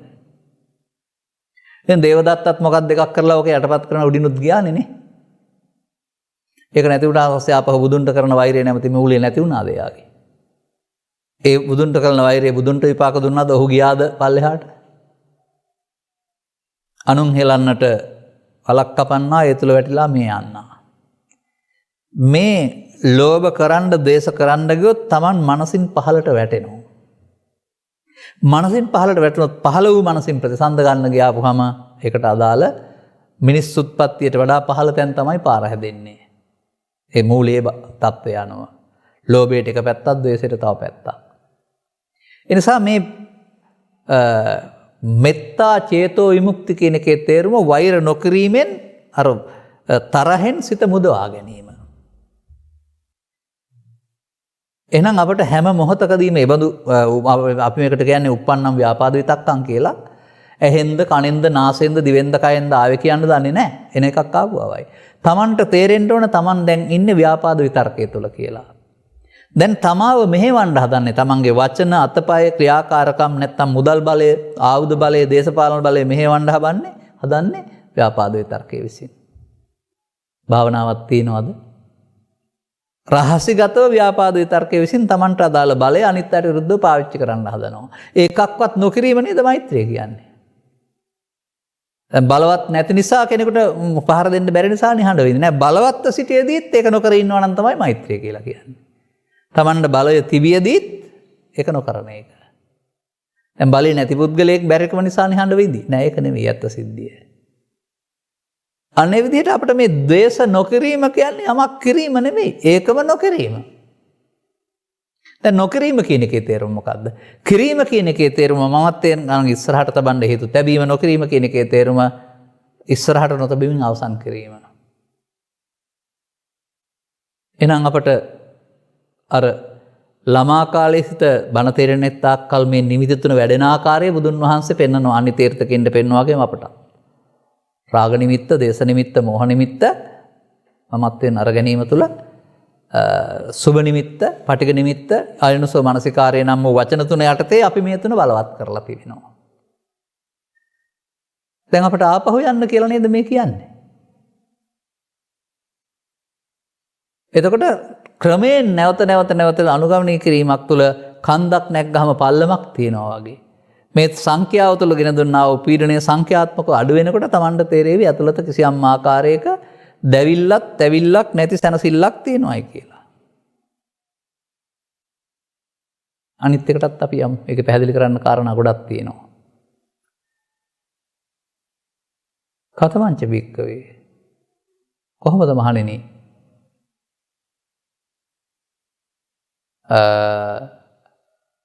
ඊළඟ නූපන් අපි කතා කරේ ඒක රාග නිමිත්ත, දේශ නිමිත්ත, පටිඝ නිමිත්ත, මෝහ නිමිත්ත. මෝහ. මේ මෝහය, නූපන් මෝහය නූපදවා ඉන්නේ කොහොමද? උපන් මෝහය දුරු කරන්නේ කොහොමද? දැන් මතක තියාගන්න මෝහ කියන පදය රාගයේදී ඉන්නවා රාගයේ මමත් වෙන්න අරගෙන. ද්වේෂයේදී ඉන්නවා ද්වේෂයේ මමත් වෙන්න අරගෙන.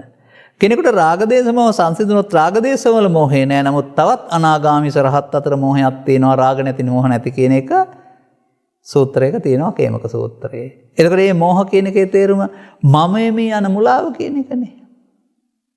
දැන් මම හැදෙන්නේ මොකෙන්ද? එතකොට රාගයෙන්, දේශයෙන්, මෝහයෙන් ඕන එකකින් මම හැදෙනවා. දැන් එතකොට ඒ මොහොතට ආපු අරමුණ හටගෙන නැසෙන එකක් වශයෙන් බලන්නේ නැතුව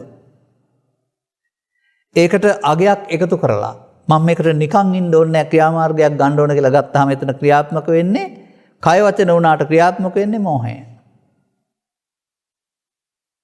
ඒ මෝහේ ක්‍රියාත්මක වීමේදී රිදවන්න, කපන්න, කොටන්න, එකට කරන්න, පරිගන්න ඇරුණාම සංසිද්ධවන කල්පනාවක් නැහැ. එනිසා ඒකට කියනවා අයෝනිසෝ මනසිකාරය. එහෙනම් නිකම්ම වචනයක් පාඩම් කරගත්තට හරියන්නේ නැහැ යෝනිසෝ මනසිකාරය කියලා. මේ මෝහය සංසිඳවන්නට පාවිච්චි කරන්න ඕන කියලා තියෙනවා යෝනිසෝ මනසිකාරය. කොතනද මේ යෝනිසෝ පදේ පාවිච්චි කරලා තියෙන්නේ තව? තියෙන තැනක් තියෙනවා මෙන්න මෙහෙම. ඒකට කියන්නේ මට මතක හිටියේ ආරණ්‍ය සූත්‍රය කියලා. ඒකේ තමයි ඔය භික්ෂුන්ට අවවාදයක් දීලා තියෙන්නේ. යමෙකුට හිතට උපදින කාම විතර්කයේ, ව්‍යාපාද විතර්කයේ, විහිංසා විතර්කය සංසිඳව ගන්නට අවශ්‍ය අවබෝධය නැත්නම් ගැඹුරු සෙනසුන් පරිහරණයට යන්න එපා කියලා තියෙනවා. ඈත. මිනිස් පුරුටක් නැති උදව්වක් උපකාරයක් කරන්න කෙනෙක් නැති කොට මුලා වෙලා ඒ මෝහයේ ප්‍රතිඵලය තමයි ගහක එල්ලිලා ඉන්න එක, වතුරට පැනලා ඉන්න එක මොනවා හරි කාරණයක්. අන්න ඒක තමයි මේ ප්‍රශ්නේ. වික්ෂිප්ත වීම කියන එක පෙන්වන්නේ. ඒ වගේ මොහොතකට ආපුවාම කෙනෙකුට ඒක වැරදි කියලා පේරෙන්නේ හෝ මොකක්වත් නැහැ. ඒකම තමයි එකම විමුක්ති මාර්ගය කියලා කල්පනා වෙනවා. එහෙනම් අපිට දැන් ඉන්න මොහොතේ මේ සංසුන්ව ඉන්න මොහොතේ තේරෙන්න ඕන මේ සංසුන්ව ඉන්න කෙනා තමයි සැබෑ පුද්ගලයා. මේ සැබෑ පුද්ගලයාගේ මුහුණුවර වහනවන සංසුන් වීම තුළ. අනතුරු මේ නොසන්සුන් හැඟීමේ තියෙන බලවත්කම කය, වචන, සිත, අවිබලය, දේශපාලන බලය, මුදල් බලය සහ තව තියෙන ඕනෑම බලයක් අන් අයගේ විනාශය සඳහා යොදනවා. කවුද ඒ කලේ? මෝහය. එනිසා මේ ලෝකේ මම දකින්න අපරාධ කරන්නේ පුද්ගලයෝ නෙමෙයි. ලෝභ, දේශ, මෝහ. ලෝභ, දේශ, මෝහ යම් පුද්ගලයෙකුගේ හිතේ බලවත් වුණොත් ඔහු බලවත් අපරාධකරුවෙක්. දැන් ලෝභ, දේශ, මෝහ ෂය වෙනවා නම් එතකොට අපරාධකරුවෙක් වෙනවද? දැන් ලෝභක්කේ නිබ්බාණං, දෝසක්කේ නිබ්බාණං, මෝහක්කේ නිබ්බාණං කියලා නේද බුදුහාමුදුරුවෝ දේශනා කරලා තියෙන්නේ. එතකොට මේ මිනිස්සු මිනිස්සුයෝ නේද? ඒ කියන්නේ මිනිස් සමාජය. මිනිස් සමාජයට කරන අසාධාරණයන්ගෙන් මිදෙන්න. ගංගාවලට, ඇලදොලවලට, වැලි කඳුවලට, වනාන්තරවලට, එහෙම නැත්නම් දේශීය සම්පත්වලට, තවත් මිනිස් ජීවිතවලට, තවත් මේවට කරන හානි තියෙනවා. උපදින්න ඉන්න දරුවන්ට මිනිස් සමාජයට හානි කරනවා.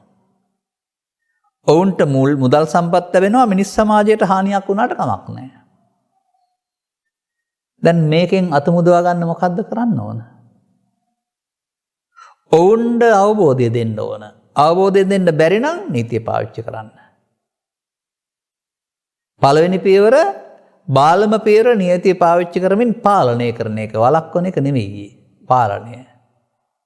දෙවෙනි ක්‍රමය මේවා දුක් විපාක තියනවා කියන අවබෝධයෙන් අයහපත් ජීවිතෙන් යහපත් ජීවිතයකට මඟ පෙන්වන එක. ඒක තමයි පෞපින් විපාක විශ්වාසයෙන් රට හදනවායි කියලා කියන්නේ.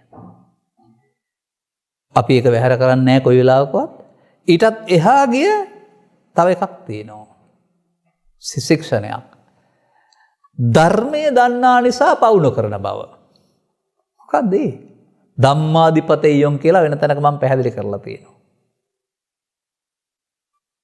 ඒකේ තේරෙනවා යම් කිසි දෙයක් Taman මමත්වයෙන් ගත්තොත් ඒකට අදාළ විපාක වාරයක් නිසා Tamanට සසරක් හිමි වෙනවා. ඒ මමත්වයෙන් ගැනීමට කියන උපාදාන කියලා.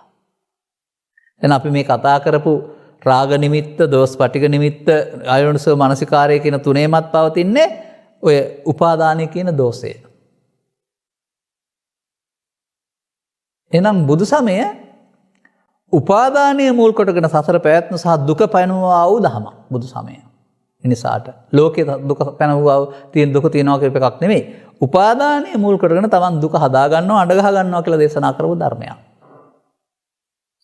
දැන් උපාදානයෙන් මිදීම තමයි අතහැරීම.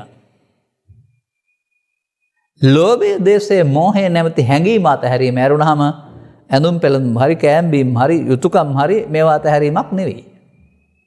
බලන්න මේ සූත්‍රයේ හොඳටම තියෙනවානේ මේක. එහෙනම් කොයි වෙලාවටද අපිට මේ යෝනිසෝ මනසිකාරය තියෙන්න ඕන? තියෙන තැනක් තිබෙනවා. ඉමේ පංච උපාදානස්කන්ධේ අනිච්චතෝ දුක්ඛතෝ අනාත්තතෝ යෝනිසෝ මනසිකරොන්තෝ. අන්න ඔය රාග නිමිත්ත හෝ දේශ නිමිත්ත හෝ පාටික නිමිත්ත හෝ ගත්තාම නැත්නම් අයෝනිසෝ මනසිකාරය හොම එතන එන්නේ රූප වේදනා සංඥා සංකාර පහේ ස්කන්ධ පංචකයේ ආත්මය. මගේ මම මගේ ආත්ම කොට ගැනීමේ මුලාව තියෙන්නේ.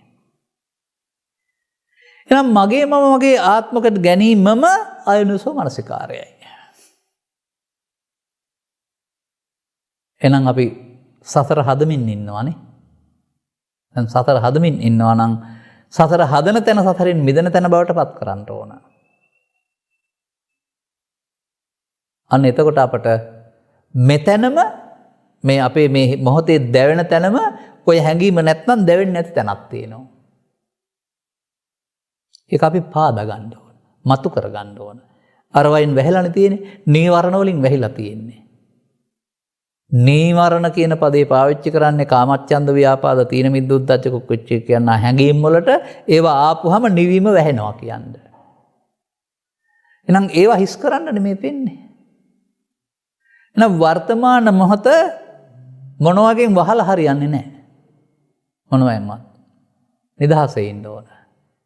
නිදහසේ ඉඳලා වර්තමාන මොහොත Taman ළඟ හැංගුණ කාරණා එළියට එන්න ඉඩකඩක් සලසා දෙන්න ඕන. ඉඩකඩක් සලසලා එනකොට තිබුණ දේවල් එන්නේ කියලා තේරුම් අරගෙන එයාට යන්න කියන්න ඕන. උපන්න කුසල් දුරු කිරීම, නූපන්න කුසල් නූපදීම. අතහැරීම කියන්නේ ඒක තමයි. මේ මොහොත අනාගතයට ඵලයක් උපදින හේතුවක් ඉතුරු නොකර අවසන් කරන්නට අවශ්‍ය සිහිය තමයි මේ යෝනිසෝ මනසිකාරය කියන්නේ. දැන් මොනවට එරෙහිවද මේ තියෙන්නේ? වේපුල්ලාය බියෝ භාවය සංවත්තති. විපුලත්වයට මස්තක ප්‍රාප්ත බවට පත්වෙන එක වළක්වන්න. අන්න මේ විපුලත්වයට මස්තක ප්‍රාප්තයට පත් වෙන්නේ පුද්ගලයෙකුගේ හිතේ මේවා මමත්වෙන් අරගෙන ලෝභ දේශ මොහ වශයෙන් වඩන නිසා. ඔහු පමා වූවෙක්. ඒ මොහොතම වර්ධනීය ප්‍රතිපදාව වෙනුවට සේ ප්‍රතිපදාවක් බවට පත් කරන්නට අපට එතෙන්ට තියෙන්න ඕන පොඩි අවබෝධයක්. ආස්වාදයේ ආදීනව දැක නිස්සරණ කියන්නේ ඒක තමයි. මේ හේතු තැබීමෙන් සසර හැදෙනවා, හැදුනොත් ඉදිරියට පැවැත්මකට යන්න සිද්ධ වෙනවා, ගැලවෙන්න හම්බ වෙන්නේ නැහැ. බුදුවරයෙක් මේ ගැලවෙන ආකාරය පෙන්වොත් තරනවා, වෙනත් කෙනෙක් ගැලවීම පෙන්වන්නේ නැහැ. ඔහුට පුළුවන් පැවැත්ම ඔස්සේ යන්න. පෘථග්ජන පුද්ගලයෙක් වශයෙන් බෞද්ධ වුණත් වෙනත් ආගමික වුණත් ඔහුට පැවැත්ම ඔස්සේ යන්න පුළුවන්. පැවැත්ම නරක කරගන්නත් පුළුවන්, පැවැත්ම හොඳ කරගන්නත් පුළුවන්, පැවැත්ම ධානලාභී කරගන්නත් පුළුවන්. නරක කරගත්තොත් ලෝභ මූලය, දේශ මූලය බලවත් වෙයි. හොඳ කරගත්තොත් ලෝභ මූලය බලවත් වෙයි. තව එහාට ගියාම තවත් මුලාවක් බලවත් වෙයි. ඒ මුලාව සම්මාදිය නිවනයයි මම කොට ගැනීම. ඔය ආයතන කියන වචනෙන් පෙන්වන ලැබී තිබෙනා වූ සමාධිය ඒක තමයි නිවන. කියලා හිතාගත්තාම මොහ මුලා වෙලා. දැන් එතකොට මේ මහා වග්ගය තුල පැහැදිලි කරලා තියෙන තීර්ථකයින්ට ඔවුන්ගේ ජීවිතේ වැඩෙන ආකාරය ඔවුන් දන්නවා. නමුත් තථාගතයන් වහන්සේ ඔවුන්ට කියලා දෙන්න කියලා පෙන්නනවා මෙන්න මේ නිමිත්ත පාවිච්චි කළොත්. අසුබ නිමිත්ත, මෙත්තා චේතෝ විමුක්ති සහ යෝනිසෝ මනසිකාරය. ලෝභයේදී, දේශයේදී, මෝහයේදී. මොකද කරන්න ඕන කියලා මගෙන් සමහර අය අහනවානේ. කරන්න ඕන මොකද්ද? මොකවත් නොකර ඉන්න එක. ඒ මොහොත නිමා කරන එක. සංසිඳවන එක. සංසිඳවන්නට කියන උපසමය කියලා. එහෙනම් සංසිඳීම සඳහා තමයි මිනිස්සුන්ට පාවිච්චි කරන්න කියලා කියන්නේ. නමුත් අපට අපේ මායя නැත්නම් අපේ පිටිපස්සේ ඉන්නා වූ බලවේගය මේක ලේසියෙන් කරන්න දෙන්නේ නැහැ. බොහෝ කල් පුරුද්ද තියෙන මේක සිද්ධියක් කොට අරගෙන ඊට අදාළ පුද්ගලයාට හානියක් විනාශයක් සිදු කරන ආකාරයේ ප්‍රතික්‍රියාවක් දැක්වීමට කය වචන පාවිච්චි කිරීමම තමයි එන්නේ. නමුත් බුදුන් වහන්සේ වදාරනවා කාන්ති පරමන් තපෝතිතික්කා කියලා. ඒ මොහොතට ඔබට යම්කිසි කෙනෙකුට රිදවන්නට වචනයක් කියන්න හෝ පොල්ලකින් දමා ගහන්න හෝ එහෙම හිතෙන්න පුළුවන් සතෙකුට හෝ. ඒක කළාම මොකක් හරි හානියක් වෙනව නේද? හොඳයි නොකර තව ටිකකින් බලන්න මොකද වෙලා තියෙන්නේ කියලා. තවන්ට හානියක් වුණෙත් නැහැ අනිත් අයට හානියක් වෙන්නෙත් නැහැ. අර හානිය තුල හටගන්න තියෙනා වූ දැවිල්ල පශ්චාත්තාපේ නිසා හටගන්නේ නැහැ නේද? ඔව් මම හොඳට දකින තැනක් තියෙනවා මේක. සමහර සහෝදරයින්ට සමහර අම්මලට මේ යම්කිසි සිද්ධියක් නිසා එකපාරටම තදින් කේන්ති එනවා. ආපුහම හයියෙන් පහරක් වදිනවා සහෝදරයාට හෝ දරුවෙකුට. ඊට පස්සේ ඉකිගස අඬනවා. ඊට පස්සේ පශ්චාත්තාප වෙනව නේද? මං කරගත්ත වැරද්දක් කරපු වරදක් කියලා. ඒ වැඩේ කළේ ඔබද? නෑ අර විකෘති වුණා වූ හැඟීම ද්වේෂය විසින්නේ. ඒ නිසා අපට කල් තියා ඉවක් තියෙන්න ඕන දැන් මේ ඉන්න සංසුන් මම වෙනකොට මේ විකෘති පුද්ගලයා මම නෙවෙයි කියලා. ඒ විකෘති පුද්ගලයා කරන්නේම හානි කියලා. විකෘතිය හිතට ආවම සිදුවෙන දෙයක්. දැන් කරන්න තියෙන්නේ සංසිඳෙන තුරු නිහඬව ඉන්න එකනේ. අත්දා බලන්නකො. මට නම් සිද්ධිත් එක්කලා කියන්න පුළුවන් කියන විදිහක් නැහැ පෞද්ගලික ජීවිතේ නිසා. ඒ වගේ යම් කලබල වෙන්න ඕන අවස්ථාවල කලබල නොවීම තුළ සියල්ල විසඳී ගිය ආකාරය. ඔබටත් එහෙමයි ඒක. ඒ නිසා මේකේ 아무තු වැඩක් නැහැ බැලුවහම. Taman මහදාගත්තා වූ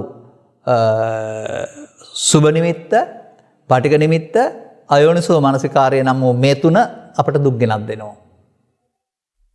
මේ තුන හිතින් ඉවත් කරගන්න වර්තමාන මොහොත පාවිච්චි කරමින් නොකිරීමෙන් අවේරේනච සම්මන්ති ඒස ධම්මෝ සනත්තනෝ. මොකද අපි කරන්න ඕනේ? මට කියන්න තියෙන ලෝභ නොකර ඉන්න ඕන, දේශ නොකර ඉන්න ඕන, වෛර නොකර ඉන්න ඕන, මෝඩ නොවී ඉන්න ඕන කියලානේ කරන දේ. ඉතින් සාමාන්‍යයෙන් මම ඔක සමාජයට කියනවා පෙර කළ දේ නොකර ඉන්න. පෙර කළ දේ. ඒ නිසා පෘථග්ජන භාවය තුල කළා වූ ප්‍රතික්‍රියාව ක්‍රියාවක් බාර අරගත්තාම ප්‍රතික්‍රියාව දක්වන්න සිද්ධ වෙන්නේ ප්‍රතික්‍රියාව නොකරනකොට මේ මහා වග්ගයේ සඳහන් කාරණාවේ අනිත් පැත්තට අපිට යන්න පුළුවන් වෙනවා. එහෙනම් අපි පාවිච්චි කරන්න ඕනේ එහෙනම් අසුබ නිමිත්ත කියන වචනේ අර්ථය තේරුම් ගන්න දස අසුබේ නෙමෙයි මෙත්තා චේතෝ විමුක්ති කියන වචනේ තේරුම් ගන්න වෛර නොකිරීම කියන අර්ථය අයෝනිසෝ මානසිකාරයෙන් තේරුම් ගන්න මමත්වෙන් අරගෙන පරිගන්න කපන්න කොටන්න රිදවන්න නොයා මේ මොහොත නිමාව දකින්න එක. මේ භාවනාවනේ. බැලුවම ওই ටික ආපහු හරි ගිහින් ඇති සංස්කාර ධර්මයන් අනිදුක්ඛානාත්ම වශයෙන් බලනවා කියන තැනට. ඒක වෙනත් විදිහකින් දේශනා කරපු සූත්‍රයක් මේ. මීට වඩා ඔබට කාලය ලැබෙයි කියලා මම කල්පනා කරන්නේ නැහැ. එම නිසා ධම්මැස පාදා ගැනීමට මම කරුණ පැහැදිලි කිරීම හේතු වාසනා වේවායි කියන සුභාශිංසනය කරමින් මම ධර්මානුශාසනාව මෙතකින් අවසන් කරනු ලබනවා. ධර්මානුශාසනාවේ අනුග්‍රහක දායකත්වයේ මත්තේකුඩ හන්ති අංක 15 එක නිවසෙහි පදින්ති ජයන්ති ගුණසේකර මහත්මිය විසින්. අරමුණු අතර අප්‍රේල් මාස 1 වෙනි දින ජන්මදිනයේ සමරනු ලබන ජයන්ති ගුණසේකර මහත්මියටත් මාර්තු මාස 24 වෙනි දින ජන්මදිනයේ සමරු බෑනුනවන්න අසේල චාමර ප්‍රනාන්දු පුතණුවන්ටත් අප්‍රේල් මාස ජන්මදිනයේ සමරන ලල්නි ගුණසේකර මාගේ සහෝදරියටත් නිදුක් නිරෝගී සුවපත් භාවය ලැබී චිරදින සැසේවා විතරක් නෙමෙයි නිදුක් නිරෝගී සුවපත් දීර්ඝාය සම්පන්න සුබ උපන් දිනයක් වේවා යන්නත් අපි ප්‍රාර්ථනා කරනවා. මොකද උපන් දිනයකදී ධර්ම දානයක් දීලා තියෙන්නේ. ධර්ම දානයක් දීලා තමයි උපන් දිනේ සමරලා තියෙන හොඳම ක්‍රමයක් ඒක. දැනට රෝගාතුර සිටිනා වූ අප්‍රේල් මාස 13 වෙනි දින ජන්මදිනයේ සිදෙන උපාලි ගුණසේකර මහතාට නිදුක් නිරෝගී සුවපත් භාවයේ ලැබී චිර ජීවනයේ සැලසේවා. සියලුම දෙනාට මෙම සද්ධර්ම අවබෝධ වීම මෙම භවය තුළදීම උතුම් නිර්වාණ අවබෝධයේ පිණිසම මේ අවබෝධයේ හේතු වාසනා වේවා පුණ්‍යානුමෝදනාව හේතු වාසනා වේවා. දේශකයන් වහන්සේටද මේ පින් අනුමෝදනය ප්‍රාර්ථනා කරන්න අවබෝධිකුත් නිර්වාණ බෝධිය පිණිස හේතු වාසනා වේවා. තව තවත් මේ උතුම් සද්ධර්මයේ දේශනා කරන ශක්ති ධෛර්ය වාසනාව ලැබේවායි කියලත් අප වෙනුවෙන් ප්‍රාර්ථනා කරනු ලබනවා. වචනයක් කියන්නම් මම. මේ වචනේ අපිට පාඩම් වෙලා මේ තියෙන්නේ. ගෞතම බුදුන් වහන්සේ මේ බුද්ධ කල්පය තුළ බුදු වෙලා ඉවරයි අපට සම්මා සම්බෝධිය නැහැ. බුදුවරු පහළ වෙලා සද්ධර්මයේ පවතින යුගයක තුළ පසේ බුදුරුව පහළ වෙන්නේ නැහැ. නිසා පසේ බෝධියක් නැහැ. එහෙනම් අපට ප්‍රාර්ථනා කරන්න තියෙන එක බෝධියයි මටත් ඔය පසේ බුදු වෙන්න හෝ අනාගතේ බුදු වෙන්න යන්න කිසිම ඕනකමක් නැහැ. මේ ජීවිතෙන් මේක ඉවර කරන්න පුළුවන් නම් ඒක තමයි කාරණේ. අරහන්ත බෝධිය අපි හැමෝටම තියෙන එච්චරයි ඉතුරු. ඒ නිසා මේ වචනේ පාඩම් කරගත්ත එක නිකන් මේ සමාජයේ කියන්නේ. නිසා ධර්ම දේශනා කරවා ගත්තා, ධර්ම ශ්‍රවණය කළා, දහම් පඬු පූජා කළා. උපන්දින සමරන හැම දිනාටම සුබ උපන්දිනයක් වා, නිදුක් නිරෝගී සුවපත් භාවයේ චිරජීවනයේ සැලසේවා. රෝගාවතුරු ඉන්නවට නිදුක් නිරෝගී සුවය සැලසේවා. ධර්ම ශ්‍රවණය කළා වූ හැම දිනාටම අනුග්‍රහක බවතුන් ඇතුළු මේ ධර්මයේ අවබෝධ වීම තුළ මෙලොව වශයෙන් තවදුරටත් නිදුක් නිරෝගී භාවයේ චිරජීවනයේ සැලසී රැකිය ආදී කටයුතු සාර්ථක වී අනාගත බලාපොරොත්තු ඉටුවී රෝග පීඩා දුරු වී කල්යාණ මිත්‍ර සේවනයේ ලැබී ත්‍රිලක්ෂණී ගැඹුරු වැටහීම තුළින් නිවන සැනසෙන ජීවිතයක සුවය අත්විඳින්නට මෙම කරුණු හේතු වාසනා වේවායි සාදු කියලා ප්‍රාර්ථනා කරගන්න. සබ්බිහිතයෝ විවජ්ජන්තු සබ්බ රෝගෝ විනස්සතු මාතේ බවත් අන්තරායෝ සුඛී දීඝායුකෝ භව හැම දිනාටම තෙරුවන් සරණයි. බුද්ධම්